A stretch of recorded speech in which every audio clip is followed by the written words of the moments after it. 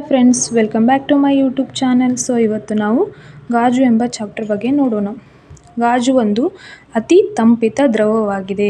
ಗಾಜು first of all ಅದು ದ್ರವವಸ್ತು, ಅದು ಘನವಸ್ತು ಅಲ್ಲ. ಇದೊಂದು ಅಸ್ಫಟಿಕ ಘನವಸ್ತುವಾಗಿದೆ ಮತ್ತು ಪಾರದರ್ಶಕವಾಗಿದೆ. ಪಾರದರ್ಶಕ ಎಂದರೆ ಗಾಜನ್ನು ಹಿಡಿದಾಗ ಎರಡೂ ಕಡೆ ನಮಗೆ ಭಾಸವಾಗುತ್ತದೆ, ಅದನ್ನು ಪಾರದರ್ಶಕವೆನ್ನುತ್ತಾರೆ. ಸಾಮಾನ್ಯವಾಗಿ ಗಾಜನ್ನು ತಯಾರಿಸಲು ಸೋಡಿಯಂ ಮತ್ತು ಕ್ಯಾಲ್ಸಿಯಂ ಸಿಲಿಕೇಟ್ಗಳ ಮಿಶ್ರಣವನ್ನು ಉಪಯೋಗಿಸುತ್ತಾರೆ. ಗಾಜಿನ ತಯಾರಿಕೆಗೆ 3 ಕಚ್ಚಾ ವಸ್ತುಗಳು ಬೇಕು. ಫಸ್ಟ್ ಒನ್ ಮರಳು, sodium carbonate, calcium carbonate. Sodium ಕಾರ್ಬೋನೇಟನ್ನು ವಾಷಿಂಗ್ ಸೋಡಾ ಎನ್ನುವರು, ಕ್ಯಾಲ್ಸಿಯಂ ಕಾರ್ಬೋನೇಟನ್ನು ಸುಣ್ಣ ಎನ್ನುವರು. ಇವು 3 ಮಿಶ್ರಣವನ್ನು ಹಾಕಿ ಚೆನ್ನಾಗಿ ಕುದಿಸಿದಾಗ ಅದರಲ್ಲಿ ಸ್ವಲ್ಪ ಗಾಜಿನ ಪುಡಿಯನ್ನು ಮಿಶ್ರಣ ಮಾಡಿ ಚೆನ್ನಾಗಿ ಕುದಿಸಬೇಕು. ಚೆನ್ನಾಗಿ ಕಾಯಿಸುವುದರಿಂದ ಅದರ ಅಂಟುವಿಕೆ ಕಡಿಮೆಯಾಗಿ ಬೇರೆ ಬೇರೆ ಆಕಾರವನ್ನು ಪಡೆಯುತ್ತದೆ. ಗಾಜನ್ನು ತಂಪು ಮಾಡಲು 2 ವಿಧಾನಗಳು. First one ಕ್ವಚಿಂಗ್. ಗಾಜನ್ನು ತಕ್ಷಣವೇ ತಂಪುಗೊಳಿಸಿ ಘನಸ್ಥಿತಿಗೆ ತರುವ ಕ್ರಿಯೆಗೆ ಕ್ವಚಿಂಗ್ ಎನ್ನುವರು. ಕ್ವಚಿಂಗ್ ವಿಧಾನವನ್ನು ಬಳಸುವುದರಿಂದ ಗಾಜು ಒತ್ತಡವನ್ನು ತಡೆದುಕೊಳ್ಳುವುದಿಲ್ಲ ಮತ್ತು ಅದು ಜಾಸ್ತಿ ಬಿರುಕು ಬಿಡುತ್ತದೆ ಮತ್ತು ಹೀಟನ್ನು ಸಹ ತಡೆದುಕೊಳ್ಳುವುದಿಲ್ಲ. ಸೆಕೆಂಡ್ ಒನ್ ಅನಿಲನ ಕ್ರಿಯೆ. ಗಾಜನ್ನು ನಿಧಾನವಾಗಿ ತಂಪುಗೊಳಿಸಿ ಘನಸ್ಥಿತಿಗೆ ತರುವ ಕ್ರಿಯೆಗೆ ಅನಿಲನ ಕ್ರಿಯೆ ಎನ್ನುವರು. ಬಹಳಷ್ಟು ಗಾಜನ್ನು ತಯಾರಿಸಲು ಈ ಕ್ರಿಯೆಯನ್ನು ಬಳಸುತ್ತಾರೆ. ಗಾಜನ್ನು ಹೇಗೆ ತಯಾರಿಸುತ್ತಾರೆಂದು ಇವಾಗ ನೋಡೋಣ. ಒಂದು ಉದ್ದನೆಯ ಸಲಾಕೆಯನ್ನು ತೆಗೆದುಕೊಂಡು ಅದರಲ್ಲಿ ದ್ರವ ಸ್ಥಿತಿಯಲ್ಲಿರುವ ಗಾಜನ್ನು ಸಲಾಕೆಗೆ ಅಂಟಿಸಿ ಕೆಳಗೆ ಬೆಂಕಿ ಹಚ್ಚಬೇಕು. ಆಮೇಲೆ ಸಲಾಕೆಯಲ್ಲಿ ಗಾಳಿಯನ್ನು ಊದಬೇಕು. ಆವಾಗ ಗಾಜು ದೊಡ್ಡದಾಗುತ್ತದೆ. ನಮಗೆ ಯಾವ ಆಕಾರ ಬೇಕೋ ಆ ಆಕಾರದಲ್ಲಿ ಗಾಜನ್ನು ತಿರುಗಿಸಿ ಗಾಜನ್ನು ಪಡೆದುಕೊಳ್ಳಬಹುದು. ಗಾಜನ್ನು ತಯಾರಿಸಿದ ಬಳಿಕ ಗಾಜಿನಲ್ಲಿ ಏರ್ ಬಬಲ್ಸ್ ಉಂಟಾಗಿರುತ್ತವೆ. ಅದನ್ನು ಹೋಗಲಾಡಿಸಲು ಬೋರಾಕ್ಸ್ ಪುಡಿ ಮತ್ತು ಅಲ್ಯೂಮಿನಿಯಂ ಪುಡಿಯನ್ನು ಹಾಕಿ ಚೆನ್ನಾಗಿ ಕಾಯಿಸಿದಾಗ ಏರ್ ಬಬಲ್ಸ್ ಹೋಗುತ್ತವೆ. ಗಾಜಿನ ಮೇಲೆ ಕೆತ್ತನೆ ಮಾಡಲು ಹೈಡ್ರೋಜನ್ ಫ್ಲೋರೈಡ್ ಆಮ್ಲವನ್ನು ಬಳಸುತ್ತಾರೆ.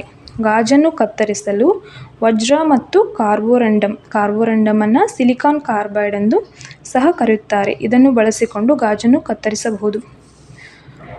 ಗಾಜಿನ ವಿಧ ಮತ್ತು ಉಪಯೋಗಗಳನ್ನು ನಾವು ಈಗ ತಿಳಿದುಕೊಳ್ಳೋಣ. ಫಸ್ಟ್ ಒನ್ ಸೋಡಾ ಗಾಜು. ಇದನ್ನು ಮೆದು ಗಾಜು ಎಂದು ಸಹ ಕರೆಯುತ್ತಾರೆ. ಸೋಡಾ ಗಾಜನ್ನು ಕಿಟಕಿ ಗಾಜು, ಬಾಟಲ್ಗಳ ಗಾಜು ಮತ್ತು ಕನ್ನಡಿಯಲ್ಲಿ ಸೋಡಾ ಗಾಜನ್ನು ತಯಾರಿಸುತ್ತಾರೆ. ಪೊಟ್ಯಾಷ್ ಗಾಜು. ಇದು ಕಠಿಣವಾಗಿರುತ್ತದೆ. ಗಟ್ಟಿ ಗಾಜಿನ ಉಪಕರಣಗಳನ್ನು ತಯಾರಿಕೆಯಲ್ಲಿ ಪೊಟ್ಯಾಷ್ ಗಾಜನ್ನು ಬಳಸುತ್ತಾರೆ. ಸೀಸದ ಗಾಜು. ಫ್ಲಿಂಟ್ ಗಾಜು, ಲೆಡ್ ಗ್ಲಾಸ್ ಎಂದಲೂ ಕರೆಯುತ್ತಾರೆ. ವಕ್ರೀಭವನ ಸೂಚ್ಯಂಕ ಹೆಚ್ಚಾಗಿರುವುದರಿಂದ ಮಿನುಗುವ ಅಲಂಕಾರಿಕ ವಸ್ತುಗಳ ತಯಾರಿಕೆಯಲ್ಲಿ ಜೈವಿಕ ಸ್ಥಾವರಗಳ ಕಿಟಕಿಯಲ್ಲಿ ಸೀಸದ ಗಾಜನ್ನು ಬಳಸುತ್ತಾರೆ. ಫೋರ್ತ್ ಒನ್ ಸುರಕ್ಷತಾ ಗಾಜು. ಅದನ್ನು ಪರ್ಪ್ಲೆಕ್ಸ್ ಗಾಜು ಎಂದು ಸಹ ಕರೆಯುತ್ತಾರೆ. ಇದನ್ನು ಗುಂಡು ನಿರೋಧಕವಾಗಿ ಬಳಸುತ್ತಾರೆ. ಫಾರ್ ಎಕ್ಸಾಂಪಲ್, ಇವಾಗ VIP ಕಾರಿನಲ್ಲಿ ಪರ್ಪ್ಲೆಕ್ಸ್ ಗಾಜನ್ನು ಬಳಸುತ್ತಾರೆ. ಫೆರೆಕ್ಸ್ ಗಾಜು. ಇದನ್ನು ಬೋರೋಸಿಲಿಕೇಟ್ ಎಂತಲೂ ಸಹ ಕರೆಯುತ್ತಾರೆ. ಇದನ್ನು ರಾಸಾಯನಿಕ ಶಾಸ್ತ್ರದ ಪ್ರಯೋಗಾಲಯದ ಉಪಕರಣಗಳಾದ ಟೆಸ್ಟ್ ಟ್ಯೂಬ್, ಪಿಪೆಟ್, ಕಾನಿಕಲ್ ಫ್ಲಾಸ್ಕ್ಗಳನ್ನು ತಯಾರಿಸಲು ಫೆರೆಕ್ಸ್ ಗಾಜನ್ನು ಬಳಸುತ್ತಾರೆ. ಆಪ್ಟಿಕಲ್ ಗಾಜು. ಕನ್ನಡಕ, ಟೆಲಿಸ್ಕೋಪ್, ಮೈಕ್ರೋಸ್ಕೋಪ್, ಕ್ಯಾಮರಾ ಮತ್ತು ದೃಕ್ ಉಪಕರಣಗಳಲ್ಲಿ ಆಪ್ಟಿಕಲ್ ಗಾಜನ್ನು ಬಳಸುತ್ತಾರೆ. ಗಾಜು ಮತ್ತು ನಾರು. ಇದನ್ನು ಫೈಬರ್ ಗ್ಲಾಸ್ ಅಂತಲೂ ಕರೆಯುತ್ತಾರೆ. ದೂರ ಸಂಪರ್ಕ ಮತ್ತು ಎಂಡೋಸ್ಕೋಪಿಗಳಲ್ಲಿ ಫೈಬರ್ ಗ್ಲಾಸನ್ನು ಬಳಸುತ್ತಾರೆ. ಗಾಜಿಗೆ ವಿವಿಧ ಬಣ್ಣ ಕೊಡಲು ಕಾರಣ, ಗಾಜು ಒಂದು ಪಾರದರ್ಶಕವಾದ ವಸ್ತು, ಅದಕ್ಕೆ ಬಣ್ಣವಿರುವುದಿಲ್ಲ. ನಾವು ದಿನನಿತ್ಯದ ಜೀವನದಲ್ಲಿ ಉಪಯೋಗಿಸುವ ಗಾಜು ಸೋಡಾ ಗ್ಲಾಸ್. ಸೊ ಆದ್ದರಿಂದ ಕೆಲವು ಲೋಹಗಳನ್ನು ಬಳಸಿಕೊಂಡು ನಾವು ಗಾಜಿಗೆ ಬಣ್ಣವನ್ನು ಕೊಡಬಹುದು. ಅವು ಈ ಕೆಳಗಿನಂತಿವೆ. ಕೆಂಪು ಬಣ್ಣವನ್ನು ಕೊಡಲು ತಾಮ್ರದ ಸಂಯುಕ್ತ, ಅದನ್ನು ಕ್ಯುಪ್ರಸ್ ಆಕ್ಸೈಡ್ ಎಂದು ಕರೆಯುತ್ತಾರೆ. ಇದನ್ನು ಬಳಸಿದಾಗ ಕೆಂಪು ಬಣ್ಣದ ಗ್ಲಾಸನ್ನು ನಾವು ಪಡೆಯಬಹುದು. ಕಬ್ಬಿಣ ಮತ್ತು ಕ್ರೋಮಿಯಂ ಸಂಯುಕ್ತವನ್ನು ಮಿಶ್ರಣ ಮಾಡಿ ಹಸಿರು ಬಣ್ಣದ ಗ್ಲಾಸನ್ನು ನಾವು ಪಡೆಯಬಹುದು. ಸೀಸದ ಸಂಯುಕ್ತವನ್ನು ಬಳಸಿ ಹಳದಿ ಗಾಜನ್ನು ನಾವು ಪಡೆಯಬಹುದು. ಮ್ಯಾಂಗನೀಸ್ ಸಂಯುಕ್ತವನ್ನು ಬಳಸಿಕೊಂಡು ನಾವು ಕಪ್ಪು ಗ್ಲಾಸನ್ನು ಪಡೆಯಬಹುದು. ಆಂಟಿಮನಿ ಸಂಯುಕ್ತ, ಇದನ್ನು ಬಳಸಿಕೊಂಡು ನಾವು ಬಿಳಿ ಗಾಜನ್ನು ಬಳಸಬಹುದು.